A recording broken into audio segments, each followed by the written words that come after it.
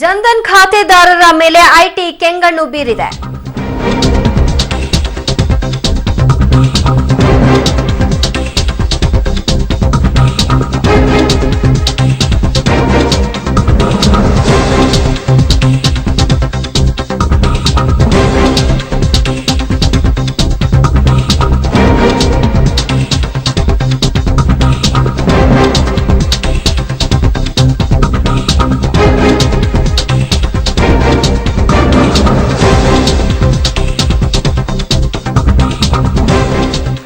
ಜನ್ಧನ್ ಖಾತೆದಾರರ ಮೇಲೆ ಐಟಿ ಕೆಂಗಣ್ಣು ಬೀರಿದೆ. 500 ಮತ್ತು 1000 ನೋಟುಗಳ ಚಲಾವಣೆ ಮೇಲೆ ನೋಟು ನಿಷೇಧ ಬೆನ್ನಲ್ಲೇ 18 ಅಕೌಂಟ್ಗಳ ಮೇಲೆ ಐಟಿ ಇಲಾಖೆ ನೋಟಿಸ್ ಜಾರಿ ಮಾಡಿದೆ. ಜನ್ಧನ್ ಅಕೌಂಟ್ಗಳಿಗೆ ಸೇರ್ತಾ ಇದೆ ಕಪ್ಪು ಹಣ ಅನ್ನುವಂತಹ ಆರೋಪಕ್ಕೆ ಸಂಬಂಧಪಟ್ಟ ಹಾಗೆ 18 ಜನ್ಧನ್ ಖಾತೆ ಹೊಂದಿರುವವರಿಗೆ ಐಟಿ ಇಲಾಖೆಯಿಂದ ನೋಟಿಸ್ ಜಾರಿಯಾಗಿದೆ.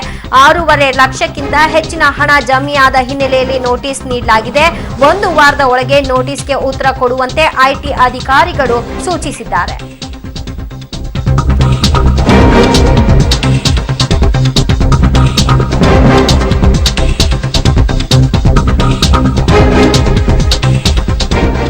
ಈ ಬಗ್ಗೆ ಹೆಚ್ಚಿನ ಡೀಟೇಲ್ಸ್ ಕೊಡ್ತಾರೆ ನಮ್ಮ ಪ್ರತಿನಿಧಿ ಮುರಳಿ. ಬಡವರಿಗೆ ಅನುಕೂಲ ಆಗ್ಲಿ ಅನ್ನುವಂತ ನಿಟ್ಟಿನಲ್ಲಿ ಜನ್ಧನ್ ಖಾತೆಯನ್ನ ತೆರಲಾಯಿತು. ಆದ್ರೆ 6.5-7 ಲಕ್ಷ ಜಮೆ ಮಾಡಿದ್ದಾರೆ ಅಂತ ಅಂದ್ರೆ ನೋಟಿಸ್ ಅನ್ನ ಜಾರಿ ಮಾಡಲಾಗಿದೆ. ಏನಂತ ಕೇಳಿದೆ ಐಟಿ?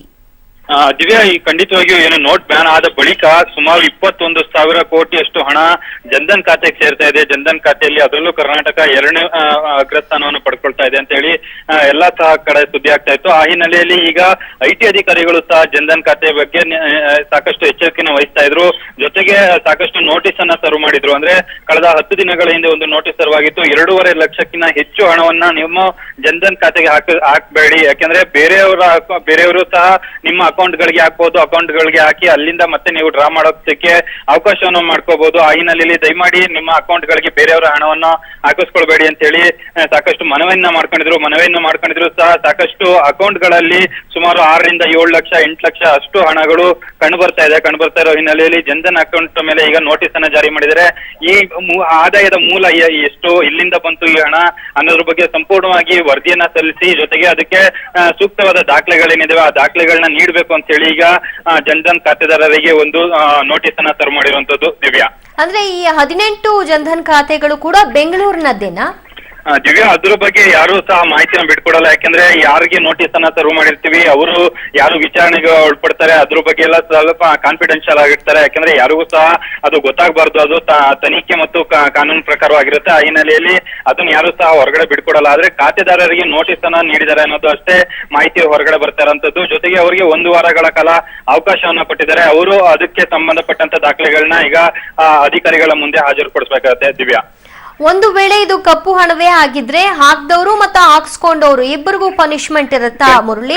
ಖಂಡಿತವಾಗಿದ್ದೀವಿ. ಯಾಕೆಂದ್ರೆ ಏನು ಐಟಿ ಅಧಿಕಾರಿಗಳು ಸಹ ಸಾಕಷ್ಟು ಮನವಿಯನ್ನ ಮಾಡ್ಕೊಂಡಿತ್ತು. ಜೊತೆಗೆ RBI ಕೂಡ ಸಾಕಷ್ಟು ಮನವಿಯನ್ನ ಮಾಡ್ಕೊಂಡಿದ್ರು. ಬೇರೆಯವರ ಹಣವನ್ನ ದಯಮಾಡಿ ನಿಮ್ಮ ಅಕೌಂಟ್ ಗಳಿಗೆ ಹಾಕಿಸ್ಕೊಳ್ಬೇಡಿ. ಜೊತೆಗೆ ಅದ್ರ ಬಗ್ಗೆ ಏನಾದ್ರು ಆ ರೀತಿ ಏನಾದ್ರು ನಿಮ್ಮ ಅಕೌಂಟ್ ಗಳಿಗೆ ಬೇರೆ ಕಡೆಯಿಂದ ಹಣ ಹರಿದು ಬಂದಿದ್ರೆ ಅದಕ್ಕೆ ನೀವು ಕಾನೂನು ಪ್ರಕಾರವಾಗಿ ಶಿಕ್ಷೆನ ಅನುಭವಿಸಬೇಕಾಗುತ್ತೆ, ಜೈಲ್ಗೆ ಹೋಗುವಂತ ಪರಿಸ್ಥಿತಿನೂ ಸಹ ಬರುತ್ತೆ ಅಂತ ಹೇಳಿ ಸಾಕಷ್ಟು ದಿನಗಳಿಂದ ಅಂದ್ರೆ 15 ದಿನಗಳಿಂದನೂ ಸಹ ಪ್ರತಿದಿನ ನೋಟಿಸ್ ಅನ್ನ ಅಂದ್ರೆ ಪತ್ರಿಕಾ ಪ್ರಕಟಣೆಗಳನ್ನ ಬಿಡ್ತಾ ಇದ್ರು. ಆದ್ರೂ ಸಹ ಇದನ್ನ ಮೀರಿ ಈ ಜನ್ಧನ್ ಖಾತೆಯಲ್ಲಿ ಈ ರೀತಿ ಹಣಗಳು ಬರ್ತಾ ಇರುವಂತದ್ದು. ಜೊತೆಗೆ 21,000 ಕೋಟಿಯಷ್ಟು ಹಣ ಬಂದಿದೆ ಅನ್ನೋದ್ರ ಬಗ್ಗೆ ಸಹ ಮಾಹಿತಿ ಇತ್ತು. ಆ ಹಿನ್ನೆಲೆಯಲ್ಲಿ ಐಟಿ ಅಧಿಕಾರಿಗಳು ತಕ್ಷಣ ಜನ್ಧನ್ ಖಾತೆಗಳ ಮೇಲೆ ಕಣ್ಣನ್ನ ಇಟ್ಟು ಯಾರ್ಯಾರು ಅಕೌಂಟ್ ನಲ್ಲಿ ಹಣ ತತ್ಕ್ಷಣವಾಗಿ ಹಣ ಬಂದಿದೆ ಅನ್ನೋದ್ರ ಬಗ್ಗೆ ಸಂಪೂರ್ಣವಾಗಿ ಮಾಹಿತಿಯನ್ನ ಕಲೆ ಹಾಕಿದೆ. ಈಗ ಪ್ರಾಥಮಿಕವಾಗಿ 18 ಖಾತೆದಾರರಿಗೆ ಈಗ ನೋಟಿಸ್ ಅನ್ನ ಕೊಟ್ಟಿರುವಂತದ್ದು.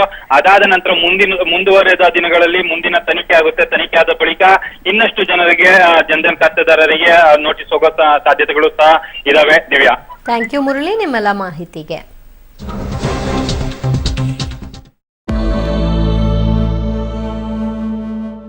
3 ದಿನಗಳ ಹಿಂದೆ ನಡೆದಂತಹ ಈ ಸರ್ವೆನಲ್ಲಿ ಸುಮಾರು 30 ಜಿಲ್ಲೆಗಳಲ್ಲಿ 1500 ಅಂದಂಗೆ, ಉಳಿದ ಜಿಲ್ಲೆಗಳಲ್ಲಿ 1500, 250 ಅದರಲ್ಲಿ ಬೆಂಗಳೂರಿನಲ್ಲಿ ನಡೆದಿರುವಂತದ್ದು. ಈ 50ರಲ್ಲಿ ವರ್ಗೀಕರಣವನ್ನು ಮಾಡಲಾಗಿತ್ತು. ಶ್ರೀಸಾಮಾನ್ಯರು, ವಿದ್ಯಾರ್ಥಿ, ಯುವಜನರು, ಗೃಹಿಣಿಯರು, ಹಿರಿಯ ನಾಗರಿಕರು, ಪಿಂಚಣಿದಾರರು, ಕಾರ್ಮಿಕರು, ವ್ಯಾಪಾರಿಗಳು ಹಾಗೂ ಗ್ರಾಮಸ್ಥರೆಂದು. ಬ್ಯಾಂಕ್ ಹಣದ ವಾಹನ ನಾಪತ್ತೆ ಪ್ರಕರಣ ಸಂಬಂಧಪಟ್ಟಂತೆ ಕದ್ದ ಹಣವನ್ನ ಹಂಚಿಕೊಂಡು ಬೇರೆ ಬೇರೆ ಆಗಲು ಪ್ಲಾನ್ ಅನ್ನ ರೂಪಿಸಿಕೊಂಡಿದ್ರಂತೆ.